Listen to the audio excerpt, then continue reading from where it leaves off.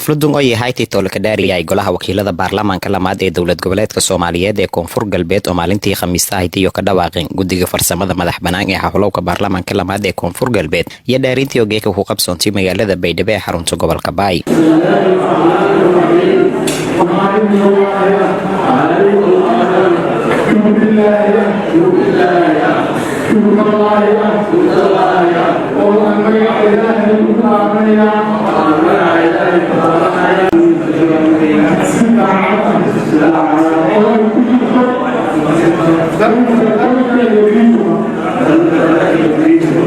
xildhibaanadan oo tiradii diro 9 xubnood iyo 69 kumid ee ayeen wajiyo cusub oo dhalinyaraha aqoon-yahana aan badan meelo 20 iyo kumid nagdeen baarlamaankii hor oo reed lahan dooraday qoondada haweenka sidaas oo kale la guuleysaday meel marantii oo 10 xubnood haween iyo kumid nagdeen baarlamaanka lamaad ee dowlad goboleedka Koonfur Galbeed. howlka golaha wakiilada dowlad goboleedka Koonfur Galbeed yana ku dheeday munaasabada dhaarinta xildhibaanada mayna ku qayb galay munaasabada mas'uuliyiin ku socday dowladda federaalka Soomaaliya odayaal dhaqanka iyo marti sharaf kale oo la kaazumay munaasabada. gudoomiye ku-xigeenka guddiga farsamada madax banaan ee hawlowka Barlamanka lamaad ee dowlad goboleedka Soomaaliyeed ee Koonfur Galbeed iyo ku hadalay juhdigii la geliyay suurtagalnimada helowka Barlamanka. saala wada socotay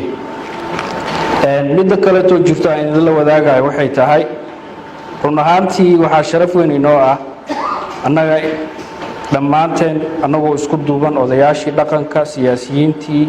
madaxdii noogu sareysay dowladda in si nabad ah buuqla'aan ah dib iyo isqabqabsi uusan ku jirin aan ku soo xulnay xildhibaanadii cusbaa ee baarlamanka labaad waliba ayadoo lagu saleeyay sida constitutionka ama dastuurka dowlad goboleedka Koonfur Galbeed uu qabo 95 xubnood. odayaal dhaqanka oo kaalin mugle ku qaaday helowka baarlamaanka London oo waafaqsan dastuurka ku meeldeerka dowlad goboleedka Koonfur Galbeed iyo xubno cusub ee kala dhaari kala dardaarmeyntii ku shaqeeyaan horumarka iyo nabadda gobolada Koonfur Galbeed Soomaaliya. marka dadkii shalay wada qabsadeen sidoo isla fiiriyo waliyaada ma isla qabsadaan ayaysa Soomaalida iyo wanaagga islaamka shaqeeytaan madaxweynaha jadafooyin badan ee degnan dadka xasan darsadii shaqo badan ee abuurna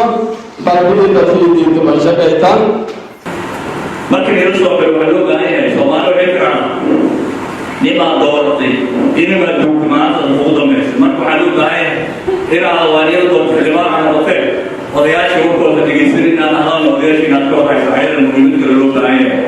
munaasabada oo saasoo kale iyo ku qayb galeen xildhibaano ku tirsan dowladda federaalka Soomaaliya meel ku hadleen mayba iyo ammaan iyo bogaadin andireena madaxweynaha dowlad goboleedka Soomaaliyeed ee Koonfur Galbeed mudane Cabdicasiis Xasan Maxamed Lafsigarin oo ku guuleysaday dardargelinta sidii habraaca doorashada xildhibaanada baarlamaanka la waafajin lahayd dastuurka ku meeldeerka ee dowlad goboleedka Koonfur Galbeed oo qeexo 9 xildhibaan intihaadan baarlamaanka. Otomay mahadgaar anaga runtii madaxweynaha Koonfur Galbeed Soomaaliya Cabdicasiis oo guddo holka مجاليات قليلة المرة يسمى عربي شغل صعوليس مرة عربي كما سيدلوينا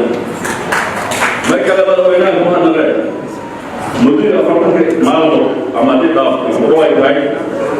أو أفريقيا بيجي مسافر أنا مسافر مرجع لنا مصايب الفدي أنا ما يمرت أسبوع المفروض. gudoomiyaha guddiga madax banaan ee hawlowka baarlamaanka lamaad ee dowlad goboleedka Koonfur Galbeed Maxamed Keerow Maxamed ya ka dhawaaqay siihayaha gudoomiyaha baarlamaanka dowlad goboleedka Koonfur Galbeed kaas oo ka guuleysaday intii uu sanagada Xasan Albara oo ku mid ah baarlamaanka lamaad ee dowlad goboleedka Koonfur Galbeed. baarlamaanka cusub ee Koonfur Galbeed Soomaaliya oo sidoo ku meelgaarka anaga doona gudoomiyaha baarlamaanka Koonfur Galbeed Soomaaliya si ku meelgaar ila gudoomiyaha doona Maybadalay Xasan Abdulnuur Aadan Xasan Albara. xubnoogan cusub ee 95 mudane ay ku tirsan baarlamaanka lamaad ee dowlad goboleedka Soomaaliyeed ee Koonfur Galbeed geekala ka dhaari xarunta howlka baarlamaanka ee magaalada Baydhabo yala ka wada intii iyo dooradan gudoomiye baarlamaan oo nagdo gudoomiyihii lamaad ee baarlamaanka dowlad goboleedka Koonfur Galbeed Faysal Xamid Isa warbaahinta dowladda Koonfur Galbeed.